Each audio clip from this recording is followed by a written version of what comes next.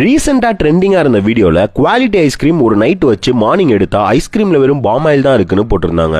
So அது உண்மைதானான்னு பாக்குறதுக்கு நான் குவாலிட்டி வால்ஸ் பார்லர் போய் அதே ஐஸ்கிரீம் ஒன்று வாங்கி பில் போட்டு வீட்டில் ஒரு நாள் வச்சு அடுத்த நாள் ஓபன் பண்ணா சுத்தமா மெல்ட்டே ஆகல. உள்ள வெறும் ஆயில் தாங்க இருந்துச்சு. தண்ணியும் ஆயிலும் கலந்த மாதிரி இருந்தனால ரீசெக் பண்ணிடுவோன்னு வெண்ணிலா ஃபிளேவர் வாங்கி செக் பண்ணேன்.